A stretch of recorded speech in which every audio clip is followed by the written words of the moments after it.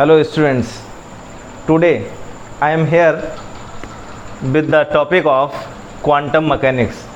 This is a new branch of physics.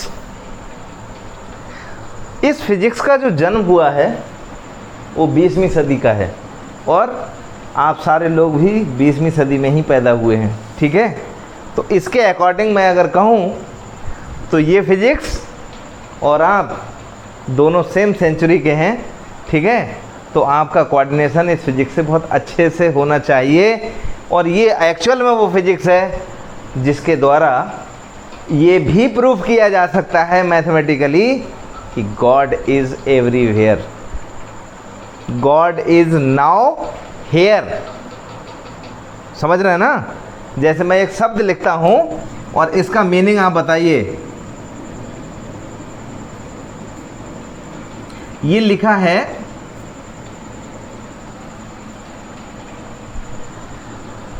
हमने लिख दिया यहाँ पर गॉड इज, आगे ये लिखा है, ठीक है।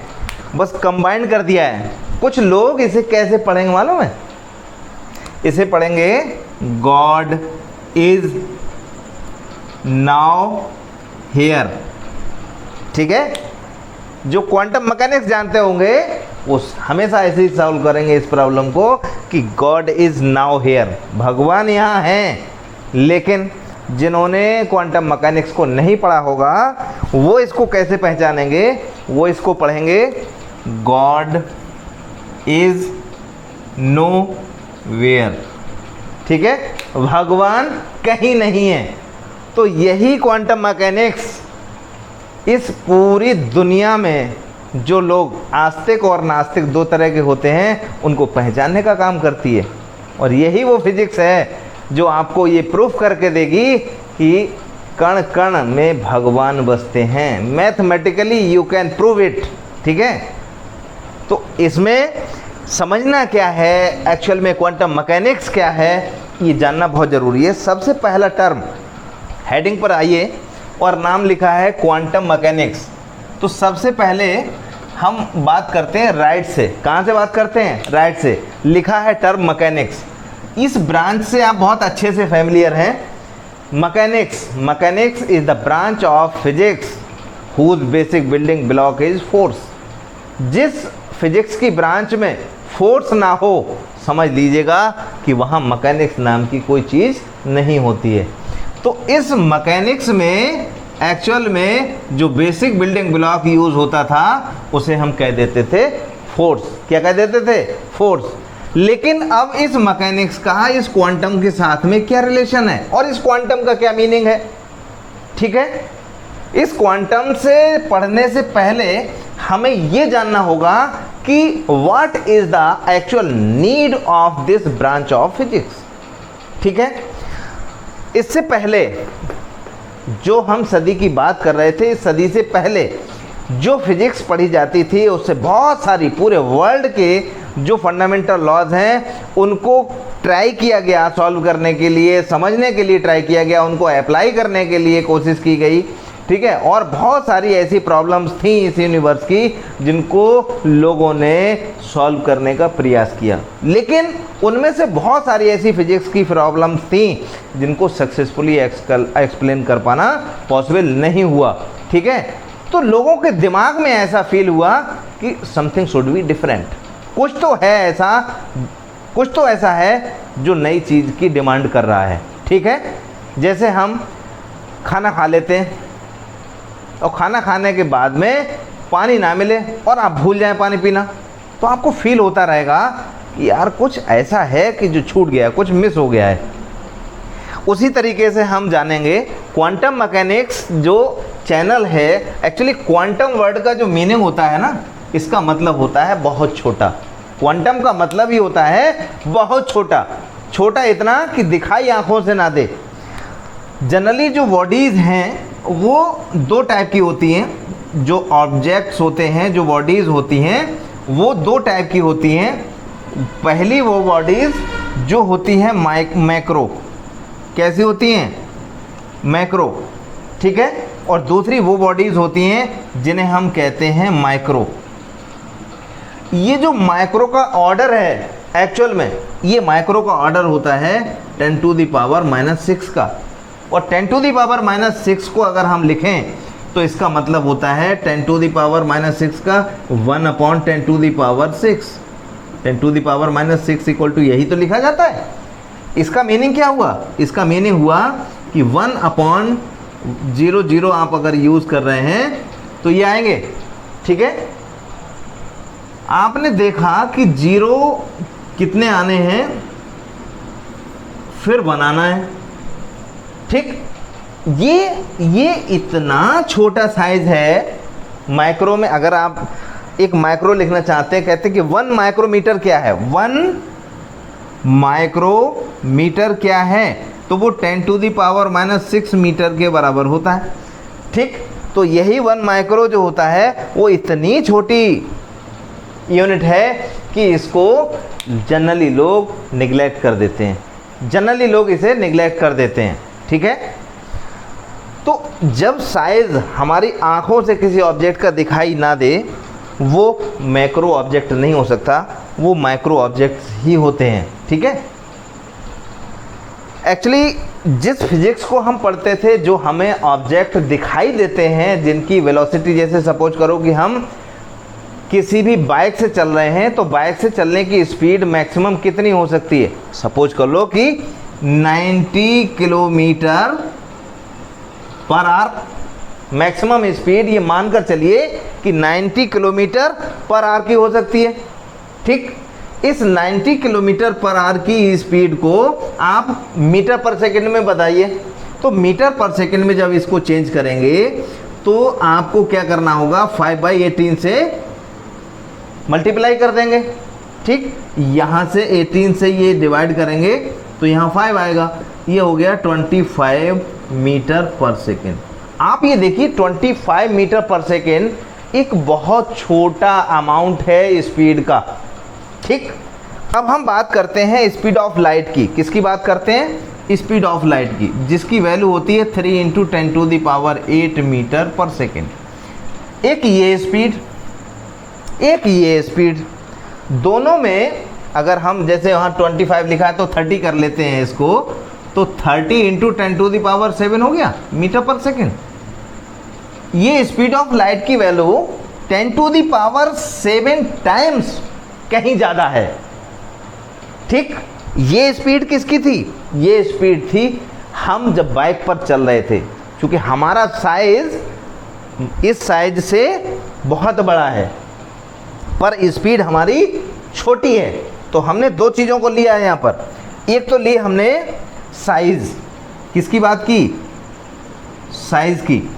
और एक हमने बात की स्पीड की। दो चीज़ें अलग अलग ली हैं हमने। साइज में हम छोटे होते चले गए और स्पीड में हम बढ़ते चले गए, ठीक है। तो ये जो सिनेरियो है, ये सिनेरियो न्यूटोनियन फिजिक्स से किसी दूसरी ब्रांच की तरफ को लेकर जाता है और यही कंटिन्यू प्रोसेस चलता रहा। ये जो साइज था, ये साइज चला गया माइक्रो में और स्पीड चली गई इस ऑर्डर में। तो इस टाइप के फिजिकल इवेंट्स फिजिक्स की जिस ब्रांच में स्टडी किए जाते हैं, which is known as quantum mechanics, ठीक है। उसी ब्रांच को हम क्वांटम मैकेनिक्स का नाम देते हैं। लेकिन इससे पहले कि इसकी नीड क्या हुई, क्वांटम मैकेनिक्स से पहले जो फिजिक्स चल रही थी वो इन सब चीज़ों को एक्सप्लेन क्यों नहीं कर पाई, इसके लिए हमको एक हेडिंग समझनी होगी कि what was the failure of classical mechanics. क्या कारण था कि क्लासिकल मैकेनिक्स ऐसी चीज़ों को नहीं समझा पाई जो हमको किसी नई ब्रांच को पढ़ने की ज़रूरत हुई, ठीक है। तो इसके लिए हमें इसके पॉइंट्स समझने होंगे और वो पॉइंट्स क्या हैं, इन पर ज़रा फोकस करिएगा बहुत अच्छे से।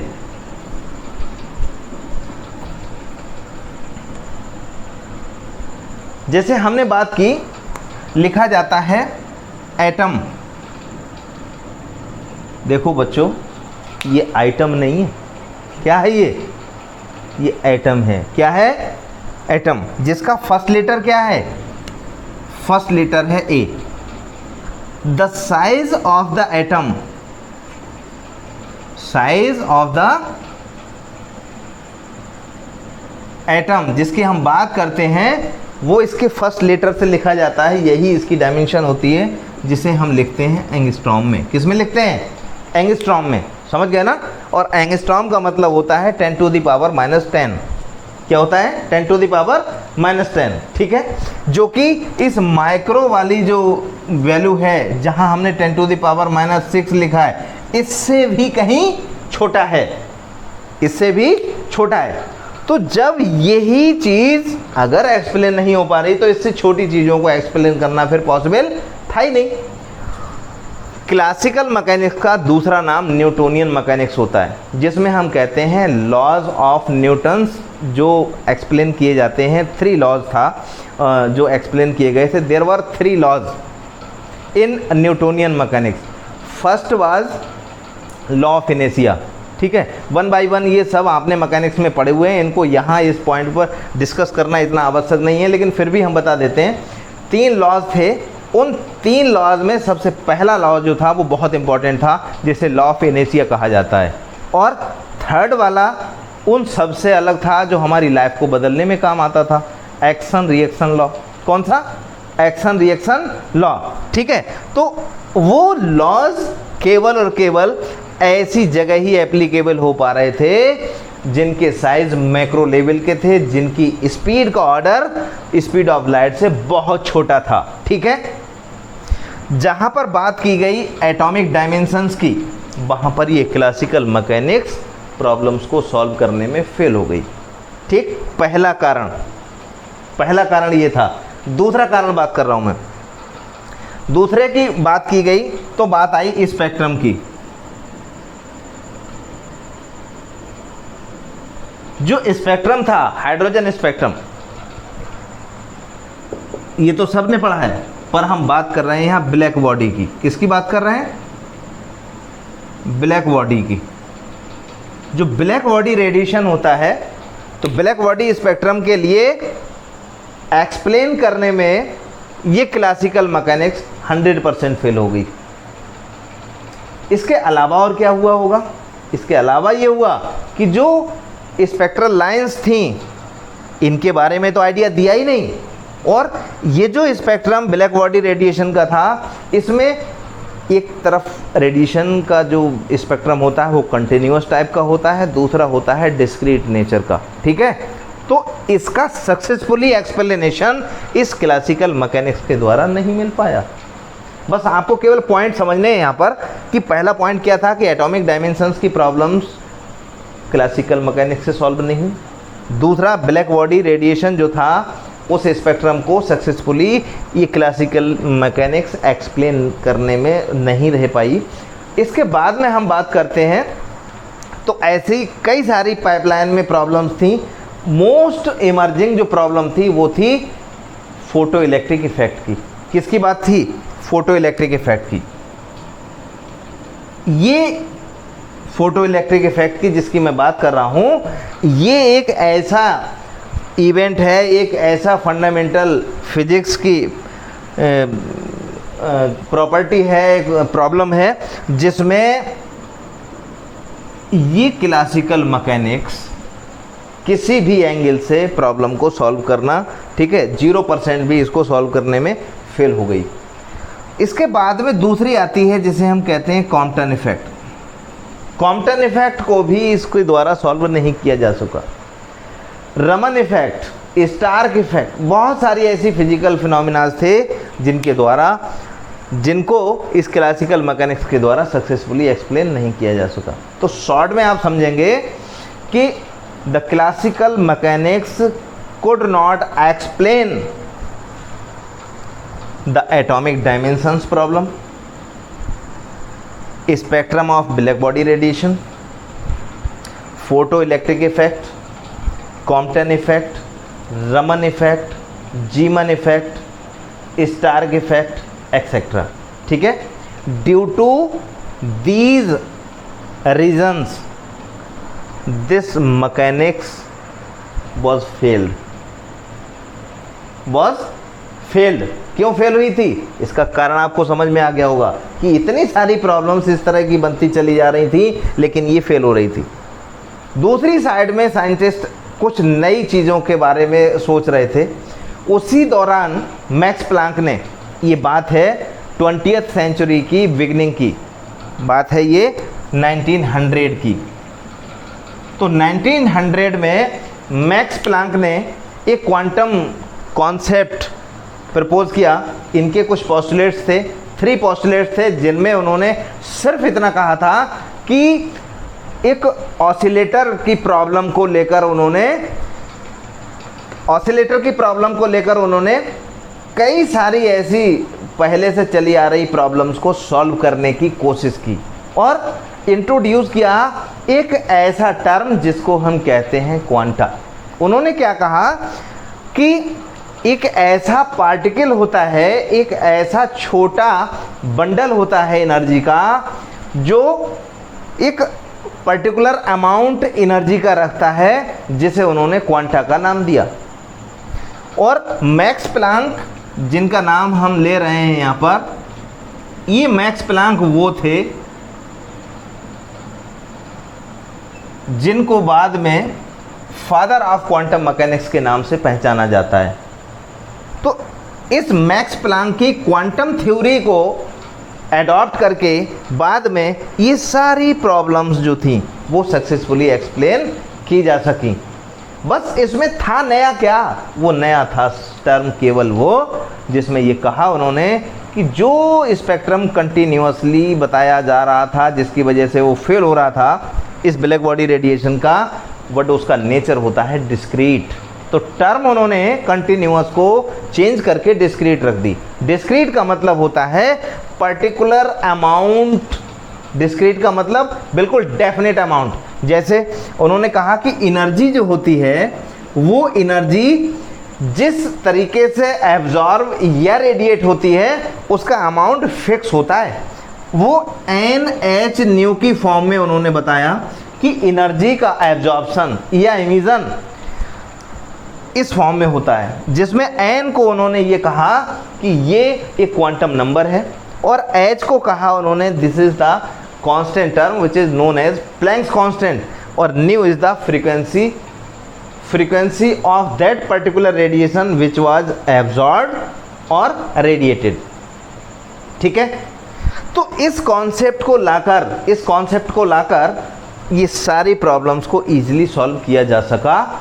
इस वजह से इसका अडॉप्टमेंट हुआ और इन्हीं की बहुत सारी प्रॉब्लम्स की सक्सेसफुल एक्सप्लेनेशन के कारण ही और इसके फेलुअर के कारण ही बीच में जो जर्नी स्टार्ट हुई थी वही रीजन था ओरिजिन ऑफ क्वांटम मैकेनिक्स का। क्योंकि प्रॉब्लम का सलूशन कैसे मिलता, तो इसलिए नई चीज़ को पिक्चर में लाया गया। तो मैक्स प्लांक ने जो इम्पॉर्टेंट चीज़ बताई थी जिसका नाम दिया था एनर्जी का अमाउंट, और वो नाम दिया उन्होंने क्वांटा। क्या नाम दिया था? क्वांटा। उन्होंने कहा कि ये जो वो एनर्जी का पैकेट जो किसी ब्लैक बॉडी, सपोज करो ये एक ब्लैक बॉडी है, ये एक ब्लैक बॉडी है, इससे एनर्जी का जो रेडिएशन होता है यह एनर्जी जिससे एब्जॉर्ब हो रही है वो केवल डिस्क्रीट अमाउंट ऑफ एनर्जी के रूप में होती है, और उस डिस्क्रीट अमाउंट को उन्होंने क्वांटा कहा। ठीक है, इस क्वांटा के बेस पर ही फोटो इलेक्ट्रिक इफेक्ट, जिसको हम आगे समझाएंगे, लेकिन हम सबसे पहले इस क्वांटा के बारे में ही जान लेते हैं कि इसकी कुछ बेसिक कैरेक्टरिस्टिक प्रॉपर्टीज़ होती हैं। ठीक है, उसके बाद बाकी के पॉइंट्स पर आते हैं। तो this term had some specific characteristic properties, और इस क्वांटा का नाम, चूँकि ये वो पार्ट था रेडिएशन का जिसको अगर हम विजुअल रीजन में लेकर आएँ तो इस विजुअल रीजन की ऑप्टिक्स जो होती है टर्म, उस रीजन में क्वांटा को हम फोटोन कह देते हैं। फोटोन का मतलब है कि एक ऐसा अमाउंट का एनर्जी का अमाउंट का बंडल जिसकी रेंज विजुअल रेंज में पाई जाती है उसको हम फोटोन कहते हैं। वरना हर एक रेडिएशन में फोटॉन्स होते हैं, लेकिन वो फोटोन नहीं कहलाते, वो क्वांटा कहलाते हैं। विजुअल रीजन की एनर्जी के पैकेट जो होते हैं उनको फोटोन कह देते हैं। ठीक है, तो जो फोटोन थे उन फोटॉन्स की कुछ करैक्टरिस्टिक प्रॉपर्टीज़ हमको यहाँ स्टडी करनी है। इनके बारे में हम वन बाय वन बताएंगे आपको। सबसे पहले तो ये था कि व्हाट वाज द एग्जिस्टेंस, इसके एग्जिस्टेंस के बारे में आइडिया देना है कि इसकी एग्जिस्टेंस कैसे प्रूफ हुई। दूसरा था एनर्जी ऑफ फोटोन, तीसरा था मास और चौथा था मोमेंटम, और फिफ्थ जो था वो था नॉन इलेक्ट्रिकल नेचर। इसको वन बाय वन समझना है। एग्जिस्टेंस की बात कर रहे हैं हम। देखिए, जब फ्रैंक और हर्ट्ज का एक्सपेरिमेंट एक्सप्लेन हुआ था तो फ्रैंक और हर्ट्ज के एक्सपेरिमेंट में केवल यही कहा गया था कि जो एनर्जी लेवल्स होते हैं वो एनर्जी लेवल डिस्क्रीट अमाउंट के होते हैं। डिस्क्रीट एनर्जी लेवल्स के बारे में एक्सप्लेन किया गया था, ठीक है, कि जो ट्रांजिशंस होते हैं वो ट्रांजिशंस केवल पर्टिकुलर अमाउंट के ही हो सकते हैं। ये जो लाइन जो थी ये पर्टिकुलर वेवलेंथ की ही हो सकती हैं, ठीक है। ये स्पेक्ट्रम में पढ़ते हैं, केमिस्ट्री और फिजिक्स दोनों में। ये वो पार्ट था जिसे हम बोहर्स एटॉमिक मॉडल में स्टडी करते हैं, लेकिन इसकी तरफ अभी हम नहीं ले जा रहे हैं। आपको सिर्फ समझना है कि what was the existence of photon. तो एग्जिस्टेंस ऑफ फोटोन के लिए आपको कोई दूसरा टॉपिक समझने की ज़रूरत नहीं है। यहाँ सिर्फ आपको फोटो इलेक्ट्रिक इफेक्ट और कॉम्पटन इफेक्ट जानना है। एक मेटालिक सरफेस लिया और उस मेटालिक सरफेस पर कुछ फोटॉन्स इंसिडेंट कर दिए। डिफरेंट मेटल्स पर डिफरेंट एनर्जी के फोटॉन्स इंसिडेंट कराए जाते हैं। क्या होता है कि जैसे ही फोटॉन्स किसी मेटालिक सरफेस पर अटैक करते हैं वैसे ही ये फोटॉन अपनी पूरी एनर्जी फोटॉन उस मेटल के अंदर के किसी एक इलेक्ट्रॉन को देकर अपना अस्तित्व खत्म कर लेते हैं, और उसके बाद वहाँ से मेटल के अंदर सरफेस के अंदर जो भी इलेक्ट्रॉन होता है वो उस सरफेस को छोड़कर बाहर इमिट होता है। वो इलेक्ट्रॉन फोटो इलेक्ट्रॉन के नाम से पहचाना जाता है। इस कॉन्सेप्ट का आज के टाइम में बहुत बड़ा यूज़ किया जा रहा है। जो फोटो पैनल्स यूज़ किए जा रहे हैं, सोलर पैनल्स जो यूज़ किए जा रहे हैं, वो इसी बेसिक कॉन्सेप्ट पर बेस्ड हैं, ठीक है। आजकल कहीं बड़ी इंडस्ट्रीज़ में आप देखने जा रहे हैं, बड़ी बड़ी जितने ऑर्गेनाइजेशंस हैं उन सभी में देख लीजिएगा कि इलेक्ट्रिकल एनर्जी के लिए सोलर पैनल के अलावा कोई दूसरा रिसोर्स इंडिया में लोग यूज़ नहीं कर रहे हैं अभी। ये नई चीज़ें लाने का पीछे कारण ये है कि ये जो 20th सेंचुरी की फिजिक्स की फाइंडिंग्स हैं लोग अब उसी का यूज़ कर रहे हैं यहाँ, ठीक है। तो एग्जिस्टेंस में यही था कि वो फोटो इलेक्ट्रॉन्स इमिट क्यों हुए, उसके पीछे रीजन क्या है, उसके पीछे रीजन था फोटॉन्स का। अगर फोटॉन नहीं होते तो फोटो इलेक्ट्रॉन्स इमिट नहीं होते। That was the proof of existence of photon, ठीक है। और ये पर्टिकुलर अमाउंट के एनर्जी के ये फोटॉन थे। तो दूसरे केस में यहाँ आता है एनर्जी की बात करते हैं हम, ठीक। एनर्जी में अगर हम बात करें तो what was the energy of photon, कई अलग अलग फार्मूलों में लिखा जा सकता है। एंगुलर फ्रीक्वेंसी में, वेवलेंथ में सब बता देते हैं, लेकिन एंगुलर वेलोसिटी की फॉर्म में भी इसकी एनर्जी को लिखा जा सकता है। ये आज आप सीखेंगे। एनर्जी की बात कर रहा हूँ, इस दूसरे पॉइंट की बात कर रहा हूँ। एनर्जी ऑफ फोटोन को जो लिखा जाता है वो E = h न्यू। ये बहुत सिंपल सा फार्मूला है। h प्लैंक्स कांस्टेंट है, न्यू फ्रीक्वेंसी है, इसी को hc/λ लिखा जा सकता है, ठीक है। तो दो फार्मूले तो यही हो गए। हम अगर इसको फार्मूले को चेंज करके 2π से मल्टीप्लाई और डिवाइड कर दें तो ये तीसरा फार्मूला बन जाता है h/2π। ये अलग हो गया और ये बन गया omega. 2π nu is the nu term which is called omega, और h/2π जो है ये कहलाता है h क्रॉस ओमेगा। तो ये एक नया फार्मूला है एनर्जी ऑफ फोटोन का, ठीक है, जो जनरली बुक्स में अवेलेबल नहीं होता है। यहाँ h क्रॉस जानना होगा क्या है, यहाँ आपने h को जाना था ये क्या है, ठीक। इनके इंट्रोडक्शन में आप क्या समझेंगे। देखिए h जो होता है वो होता है 6.62 × 10⁻³ जूल सेकेंड इसकी यूनिट होती है जूल सेकेंड में, ये न्यूमेरिकल वैल्यू है। This is called Planck's constant, this is called Planck's constant, ठीक है। न्यू जो होता है ये, this is frequency of photon, और लैम्डा क्या है, lambda is the wavelength of photon and c is the speed of light, speed of photon, ठीक है। बट एच क्रॉस क्या है, h cross is known as h upon 2 pi equal to 1.05 into 10⁻⁻34 joule second. It is known as reduced Planck's constant, ये नया constant का नाम है। ये भी लोगों को बहुत अच्छे से जानकारी में नहीं होता है, लेकिन आप सीखिए इसके माध्यम से, ये एक नई इंफॉर्मेशन है, which is known as reduced Planck's constant, ठीक है। अब हम बात करते हैं मास की। तो मास यहाँ पर काइनेमेटिक्स मास, जिसे हम डायनामिक्स मास कहते हैं, ठीक है, और स्टैटिक मास की बात करें तो वो स्टैटिक मास होता ही नहीं है। मास में इंपॉर्टेंट है ये टर्म, रेस्ट मास की बात करें तो रेस्ट मास फोटोन का 0 होता है, ठीक है। रेस्ट मास कितना होता है। डायनामिक मास की अगर हम बात करें तो डायनामिक का मतलब होता है मूविंग मास, तो वो मूविंग मास में ये जान लीजिए कि E जो लिखा है वो एनर्जी हो गई। एनर्जी मास इक्विवेलेंस रिलेशन होता है कि ये जो एनर्जी है वो किसी पर्टिकुलर मास के इक्विवेलेंस में लिखी जाती है, वो एनर्जी मास इक्विवेलेंस रिलेशन है ये, ठीक। यहाँ से मास लिखा जाता है m equal to E upon c square. E की वैल्यू हमने यहाँ लिखकर बताई है h न्यू, तो ये आप लिख सकते हैं h nu by c square. आप इसी को एच सी अपॉन लेमडा लिखेंगे जब, तो यहाँ लिखा जा सकता है h अपॉन सी लेमडा, ठीक है। अगर हम बात करें मास की तो ये हो गया, एक तो फार्मूला ये था, दूसरा ये हो गया, तीसरा फार्मूला ये हो गया, ठीक है। रेस्ट मास हमने कहा 0 होता है, ये भी याद रखना है, ठीक है। फिर इसके बाद में हम बात कर रहे हैं मोमेंटम की, तो मोमेंटम को P से लिखते हैं, और P जो लिखा जाता है वो मास इनटू स्पीड।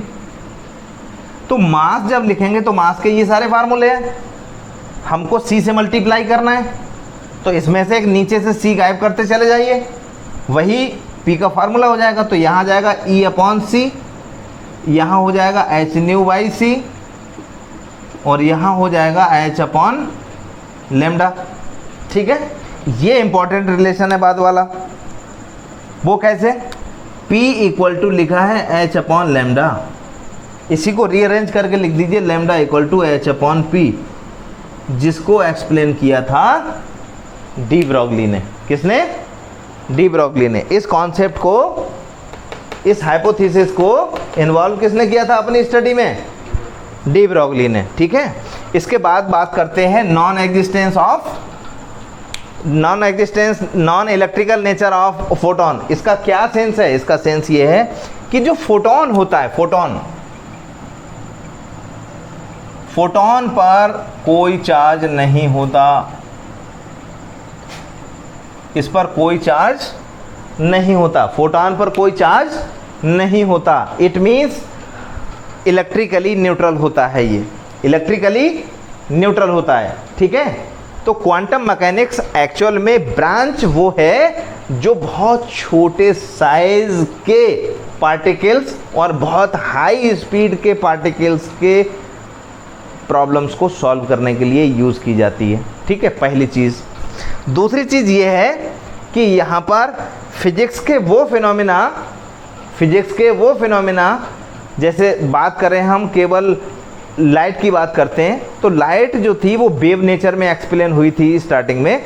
इसका जो पार्टिकल नेचर है, पार्टिकल नेचर एक्सप्लेन सक्सेसफुली तभी हो पाया जब ये चीज़ें पिक्चर में आई थी। मीन्स लाइट का जो डुअल नेचर था, जब तक पार्टिकल नेचर की बात नहीं की जा रही, जब तक फोटॉन से रिलेटेड कोई बात नहीं की जा रही, तब तक पार्टिकल नेचर की कोई भी पिक्चर में चीज़ नहीं थी, ठीक है। और ये बात है 90th सेंचुरी के एंड की, जब इलेक्ट्रॉन की डिस्कवरी की थी, जब इलेक्ट्रॉन की डिस्कवरी हुई थी। और इलेक्ट्रॉन एक्चुअली था क्या, electron was the first elementary particle, electron बहुत स्पेशल है, फर्स्ट एलिमेंट्री पार्टिकल के नाम से पहचाना जाता है। देखिए first number, first position, first candidate, ठीक है। आपकी लाइफ का फर्स्ट मेंबर कौन है भैया? F for father. कौन है? तो यूनिक होता है बेटा, इसलिए गॉड फादर कहा जाता है।